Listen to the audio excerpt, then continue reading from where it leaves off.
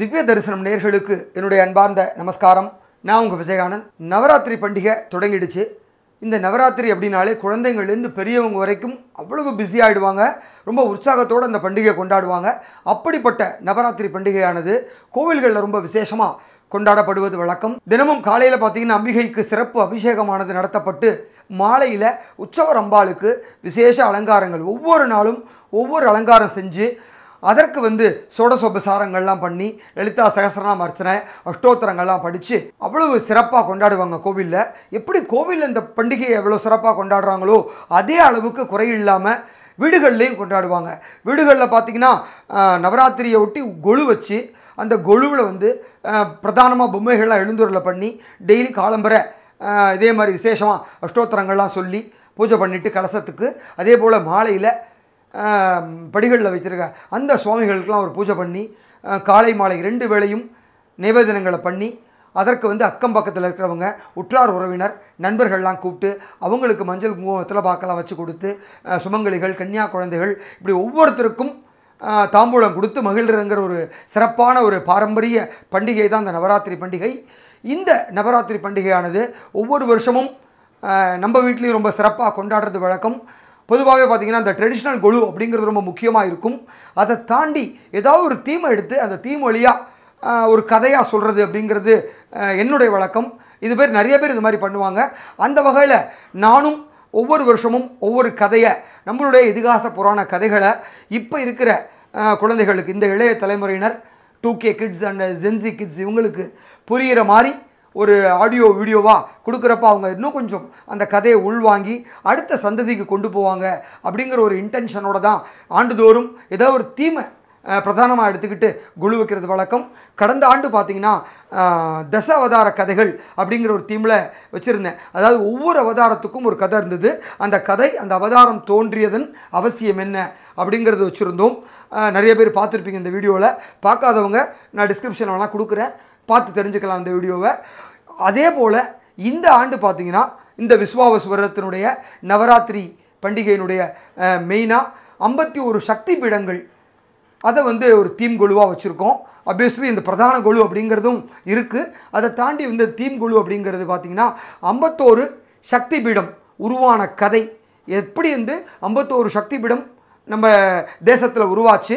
அந்த 51 சக்தி பீடத்தினுடைய அப்படியே இங்கே போர்ட்ரேட் பண்ணியிருக்கோம். அதாவது என்னென்னா 51 இடத்துலையும் அந்த அம்பிகையினுடைய உடல் பாகங்கள் சிதறி விழுந்த இடம், அந்த விழுந்த இடத்துல என்ன பாகம் விழுந்தது, அந்த அம்பிகையினுடைய பெயர் என்ன, அங்கே இருக்கக்கூடிய சுவாமியினுடைய நாமம் என்ன, அது எந்த மாநிலத்தில் எந்த இடத்துல இருக்குது, எந்த டயத்தில் அந்த சுவாமியை பார்க்கலாம் நாள்தோறும் அப்படிங்கிற விவரங்களை அங்கே இருக்கிற அந்த ஒரிஜினல் ஃபோட்டோவோடையே நம்ம இந்த வாட்டி ப்ரெசென்ட் பண்ணியிருக்கோம்.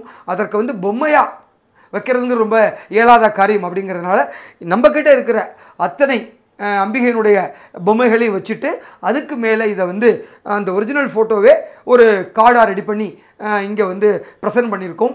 அது மாதிரி இந்த தீம் கொலுங்கிறது அவசியமாக எல்லோரும் தெரிஞ்சிக்க வேண்டிய ஒரு அமைப்பான ஒரு தீம் கொலுவாக இருக்குது.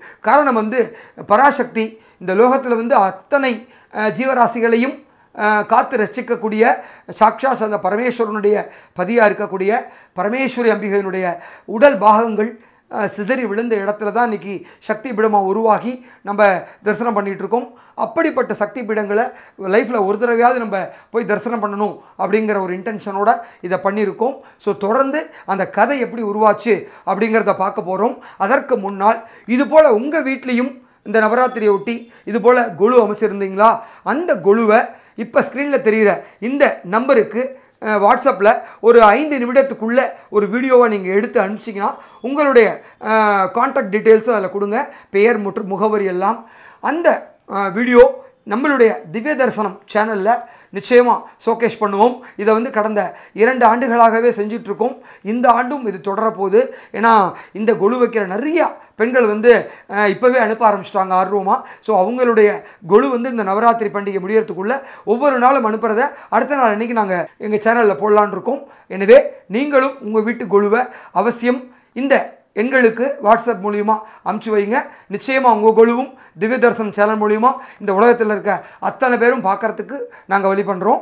இப்போ நம்ம 51 சக்தி பீட கதைகள் குறித்து பார்க்கலாம் வாங்க. 7-14 உலகத்தையும் தன்னுடைய கண் அசைவினால் கட்டுப்படுத்தக்கூடியவர் எல்லாம் வல்ல பரம்பொருளாக இருக்கக்கூடிய சிவபெருமான். அப்பேற்பட்ட சிவபெருமானுக்கே மாமனார் அப்படிங்கிற தகுதியோடு இருக்கிறவர் மகாராஜா தக்ஷன். இவர் தான் தக்ஷ மகாராஜா. அன்னை தாக்ஷாயணனுடைய தந்தை சிவபெருமானுடைய மாமனார். இவர் பூலோகத்தில் ஒரு மிகப்பெரிய யாகத்துக்கு ஏற்பாடு பண்ணுறாரு. இந்த யாகம் அவருடைய அரண்மனையில் பெரிய லெவலில் நடக்குது. அந்த யாகத்துக்காக முனிவர்கள் ரிஷிகள் அப்படின்னு எல்லாரையும் அழைச்சிருக்காரு. ஆனால் இந்த யாகத்தின் மூலிமா ஆவுதியாக கொடுக்கப்படுற அத்தனையுமே அக்னிதேவன் மூலிமா சிவபெருமானுக்கு தான் போய் சேரும். அந்த விஷயம் கூட தெரிஞ்சுக்காத தக்ஷ மகாராஜா அவரையே இந்த யாகத்துக்கு கூப்பிடாமல் இந்த யாகத்தை நடத்துகிறாரு. இந்த விஷயத்தை எப்படியோ தெரிஞ்சுக்கிட்ட நாரதர் இதை எப்படியாவது சிவபெருமான்கிட்ட கொண்டு போய் சேர்க்கணும் அப்படிங்கிற முனைப்போட நேராக கைலாயத்துக்கு புறப்படுறாரு. கைலாயத்தில் பார்த்தா சிவபெருமானும் பார்வதி தேவி அமர்ந்திருக்காங்க. அவங்கக்கிட்ட போய் இந்த விஷயத்தை நாரதர் சொல்கிறாரு. பூலோகத்தில் தக்ஷ மகாராஜா ஒரு மிகப்பெரிய யாகம் நடத்துகிறாரு, அந்த யாகத்துக்கு உங்களை அழைக்கவே இல்லை அப்படின்னு. உடனே பார்வதி தேவிக்கு கடுமையான கோபம் வருது. என்னையே கூப்பிடாட்டலும் பரவாயில்ல, அவருடைய மருமகனான சிவபெருமானையாவது கூப்பிட்டுருக்கணும் இல்லையா எங்கள் அப்பா அப்படிங்கிறாரு.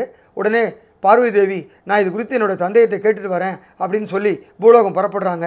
ஆனால் சிவபெருமான் வேண்டாம் தேவி, அங்கே போனால் உனக்கு அவமானம்தான் கிடைக்கும், நீ போக வேண்டாம் அப்படின்னு சொல்கிறாரு சிவபெருமான். அவருடைய கட்டளையை மீறி பார்வதி தேவி கைலாயத்திலேருந்து பூலோகம் புறப்படுறாங்க. பூலோகத்துக்கு வந்த உடனே அங்கே தன்னுடைய தந்தையான தக்ஷ மகாராஜாட்ட ஏன் இந்த யாகத்துக்கு எனது கணவரையும் உங்களுடைய மாப்பிள்ளையுமான சிவபெருமானை கூப்பிடவே இல்லை அப்படின்னு கேட்குறாங்க. அதற்கு ஆணவத்தின் மிகுதியாக பதில் சொல்கிறாரு தக்ஷ மகாராஜா. தன் மகளென்றும் பாராமல் அவமானப்படுத்துகிறாரு. இதற்கிடையே சிவபெருமானுக்கு இந்த விஷயம் போகுது.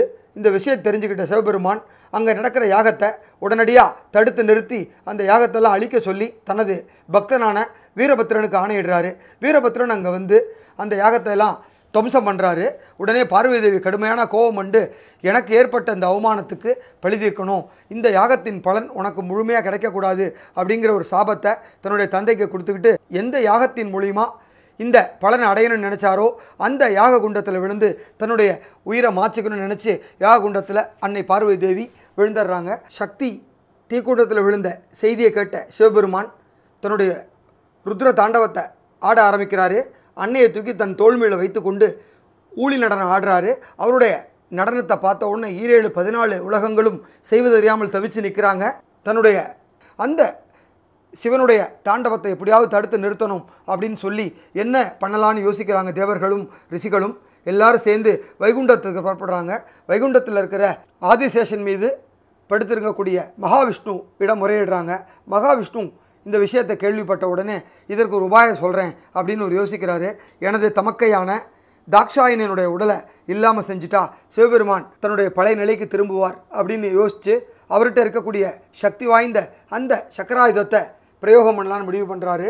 சக்கராயுதத்தை தனது தங்கையான பார்வதி தேவியின் மீது பிரயோகம் பண்ணுறாரு. அவர் பிரயோகம் பண்ண அந்த சக்கராயுதம் தேவியினோட உடலை கூறு போடுது. கிட்டத்தட்ட 51 துண்டுகளாக அந்த உடல் கூறு போட்டு இந்தியாவினுடைய நமது பாரத தேசத்தினுடைய பல்வேறு பகுதிகளில் போய் விழுகுது.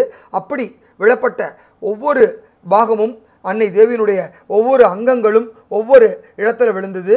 நம்ம பாரத தேசத்தில் மட்டுமல்லாமல் அதை ஒட்டி இருக்கக்கூடிய அண்டை நாடுகளான இலங்கை, பங்களாதேஷ், பாகிஸ்தான், நேபாளம் உள்ளிட்ட நாடுகளிலும் அன்னையினுடைய உடலானது சிதறி விழுகுது. இப்படியாக நமது அகண்ட பாரதத்தில் விழுந்த அன்னையினுடைய அங்கங்கள் அத்தனையும் 51 சக்தி பீடங்களாக நாம் தரிசித்து கொண்டிருக்கின்றோம்.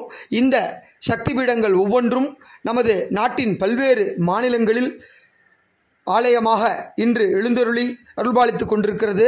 நமது பாரத தேசத்தை தவிர்த்து முன்பு இருந்த அகண்ட பாரதமாக இருந்தபொழுது நம்முடன் இருந்த நாடுகளான இலங்கை, நேபாளம், பாகிஸ்தான், பங்களாதேஷ் உள்ளிட்ட இடங்களிலும் இந்த அன்னையினுடைய உதிரி பாகங்கள் விழுந்து அங்கும் ஆலயமாக எழுந்தருளி இருக்கின்றது. நம்முடைய தமிழகத்தில் கடைக்கோடி மாவட்டமாக இருக்கக்கூடிய கன்னியாகுமரியில் அம்பிகையினுடைய 2 பாகங்கள் விழுந்து ஆலயமாக எழுந்தருளி அருள்பாலித்து கொண்டிருக்கின்றது. சக்தி சிரவாணி என்ற நாமத்துடன் 16வது சக்தி பீடமாகவும் உள்ளது. அங்கு முதுகு மற்றும் முதுகெலும்பு விழுந்த பகுதியாகும். அதேபோல் 18வது சக்தி பீடமாக இருக்கக்கூடியது நாராயணி அம்பிகை. அங்கு விழுந்த உதிரி பாகம், அன்னையினுடைய மேல் பற்கள், இப்படியாக ஒவ்வொரு இடத்திலும் விழுந்த அன்னையினுடைய பாகங்களையே நாம் இப்பொழுது தரிசித்து கொண்டிருக்கின்றோம். அனைவருக்கும் அன்னையினுடைய பரிபூர்ண அருள் கிடைக்கட்டும். நன்றி, வணக்கம். ஓம் சக்தி பராசக்தி. இந்த வீடியோ உங்களுக்கு பிடிச்சிருந்தா லைக் பண்ணுங்க, கமெண்ட் பண்ணுங்க, ஷேர் பண்ணுங்க, சப்ஸ்கிரைப் பண்ணுங்க.